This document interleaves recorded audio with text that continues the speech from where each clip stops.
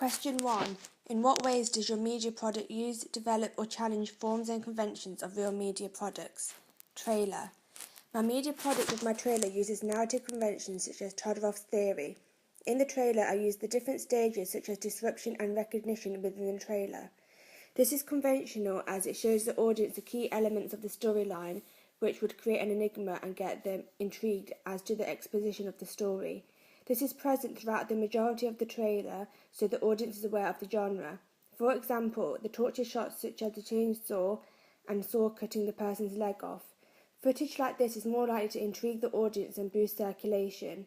However, I challenge conventions such as the equilibrium stage. This was not present in the majority of the torture trailers that I analysed. However, it's present in other subgenres such as slashers. I challenge conventions to create a twist to my trailer and to connote that the storyline could happen to anybody. In addition to this, I developed narrative conventions by showing the attempt to repair stage.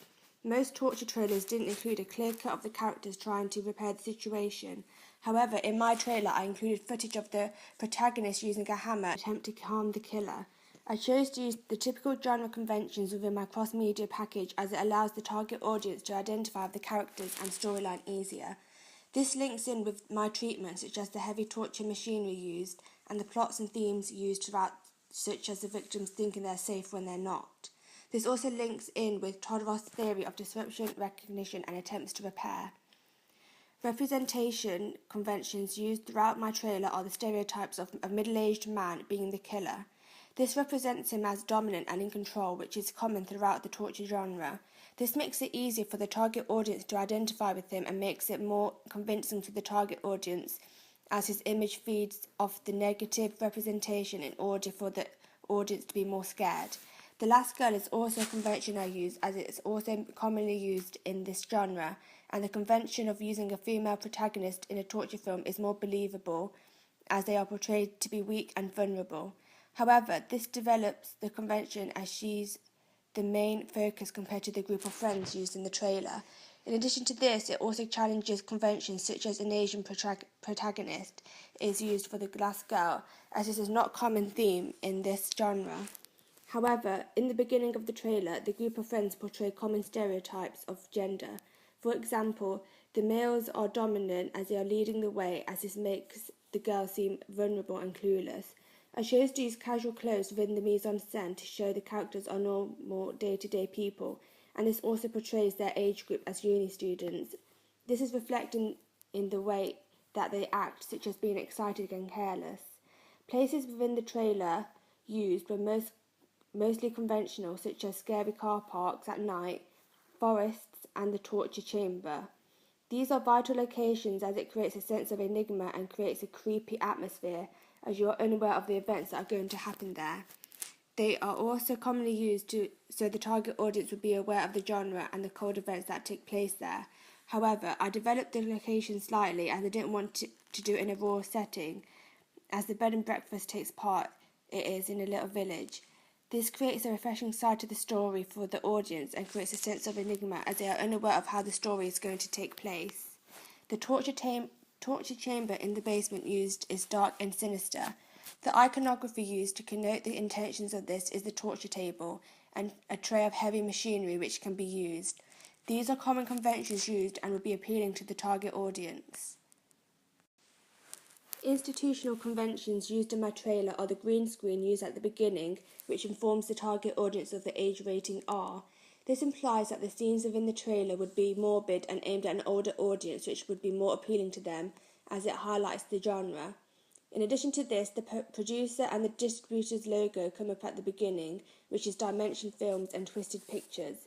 This also helps the audience to identify the genre of the trailer and could also boost circulation or persuade certain people to go and watch the movie if they have enjoyed movies from that certain producer and distributor, as they are both successful institutions. Plus, towards the end of the trailer, I included the film title Excruciate in the same typography as the website and poster to connote it's a cross-media package. The film title is usually shown towards the end of the trailer along with the billing block and release date. I chose to follow these conventions as the target audience would be able to remember the name and release date of the film better if it's shown towards the end. Typography conventions which are used are the captions being in dark colours, as it reflects the genre of the film and creates a chilling atmosphere. The captions used within the trailer fade in and out of the screen and are rhetorical questions or statements.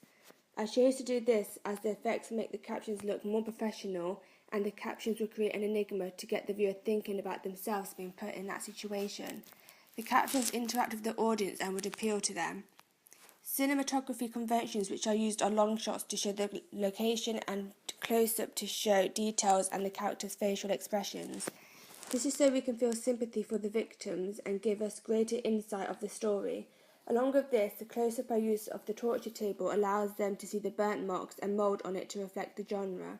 Panning and tracking shots used in my trailer are also conventional, as they allow us to follow the movement and the character. For example, when they are running away from the killer, and the panning shot allows the audience to see the tray of torture tools. However, I've developed conventions such as using a handheld camera in the forest scene, and this allows the audience to feel more in touch and close up and personal within the scene and create suspense. This is not a common theme within a torture trailer. Along with this, I also used a lot of over-the-shoulder shots. I felt this gave a sense of being watched over, and it also allowed you to see from the character's point of view. I also challenged conventions by using a combination of a tilt and bird's eye shot. This creates suspense as you get to watch over the victim from the killer's point of view, and the protagonist is in the background while the killer is placed on the foreground on the third. Editing conventions used in this trailer being non-linear. This is to create enigma and suspense and not give away the storyline to the audience. This is present in the montage made towards the end of the suspenseful events. This is also a typical convention used as flashes of different torture scenes gets the target audience excited and doesn't give too much away. In addition to this, I used a lot of cuts to black screens when a suspenseful scene is happening. This is common throughout the torture genre, and it gives a sense of no escaping. Sound conventions challenge our dialogue at the beginning of the trailer. This is to give an exposition of the story. However, this is not a common feature in torture trailers, as they don't usually consist of dialogue, but of narration over the top of the footage.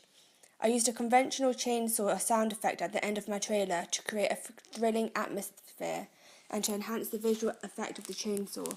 Furthermore, I used a sinister soundtrack throughout the trailer to create an atmosphere and to further connote the genre of torture. Poster.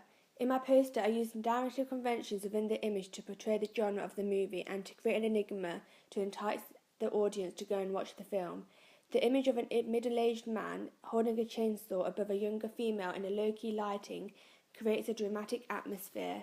To add to the effect, I chose to use low-key lighting and use a single spotlight to highlight the key features within the image. To make it stand out more and make it more appealing and thrilling, I made the light appear blue. This cooling colour contrasts with the nature of the blood and the house style. However, it makes it stand out more and creates a chilling atmosphere. This is a common convention used within torture genres, as dramatic and binary opposites are used. I used common conventions within the representation too. From the image, you can identify that the male is dominant and in control, as he takes up the majority of the space, whereas the woman is portrayed to be vulnerable and weak.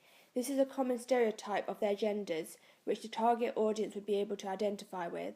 The location of a torture chamber in a basement is conventional, and this is along with the iconography of the chainsaw, blood, and tape, indicates it is in the disruption stage of Todorov's theory.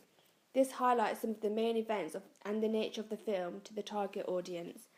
A more distinct image with visual mise-en-scène is more likely to appeal to the target audience and make them boost circulation. The mise-en-scène of the killer's lab coat and mask creates an enigma as to why he is wearing that. This, according to Rick Altman's theory, suggests that the semantic and synaptic elements are crucial in order to create a clear distinction of the genre.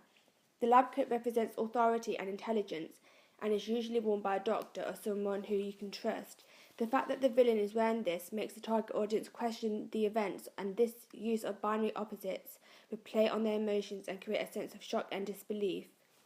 In my poster, I used genre conventions such as the billing block.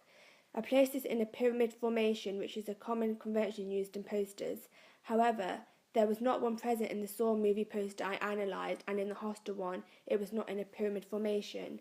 Here I developed developed it to look more central on the poster. I did this in steel tongs font, which is conventional, and I placed the logos of the producer and distributor next to it. These are all common conventions found on movie posters in this genre. I chose to keep it simple and placed all the institutional information at the bottom of the poster, as I wanted the primary focus to be on the image. I chose to position my film title towards the bottom of the poster too. This is a common convention which ran through torture movies I analysed. Typography convention used were the colour of the font. I chose to use a black, white and red house style to keep the font in a dull bronze colour, as this is conventional of my chosen genre, and it creates a smoky atmosphere. The bronze colour allows the title to be seen easily, which is effective. Cinematography conventions such as the shot type used was the mid-shot. This allowed the audience to see the details such as the mise-en-scène of the blood and chainsaw, yet also leads to see the location. Mid-shots were effective as the characters are the main focus and the image doesn't get lost on the page. This is conventional in a torture genre as it makes the audience feel close up and personal. Unique poster conventions that I used were review quotes. I challenged this convention as it is not typical of this genre, yet I thought it would help boost circulation and fill up the dead space. Website. The image used on my website was the same to the one on my poster, so it shares the same qualities and conventions. However, I took the image in landscape for my trailer as I thought it would look more effective and fill up more dead space on the website that way. The mise-en-scène and iconography of the characters' outfits and blood reflect the genre in a distinct way, so the audience is aware of the nature of the film. The typography of the title Excruciate is using the same font across the poster, website and trailer, so it looks consistent and the audience is aware that it's a cross-media package. Institutional conventions used are also similar to the poster. I chose to display the building block, logos and institutional information at the bottom of the website. This is conventional as the main focus on the website should be the social interactions and images to get the audience's attention. The navigation bar was placed horizontally along the top so it was easy for the audience to see and use to navigate their way around the website. This is a typical convention and I chose to do this as the audience would be more familiar with the layout. This is important as my target audience would be slightly older and therefore may not be able to navigate their way around easily. The language used on the navigation bar consisted of downloads, social networks and synergies to help boost circulation. Social networks that the target audience would be familiar with I included were Facebook, Twitter, YouTube and Tumblr. This is a common convention as it gets the audience to interact and encourage them to tell their friends about it. Plus synergies of cinemas and allow the audience to book tickets directly online and go to watch the movie. I chose to challenge conventions by putting review quotes onto my website to make it look more attractive to the audience. This is not a common theme on torture movie websites. However, I got inspired by the movie Hostel's website and thought it looked effective.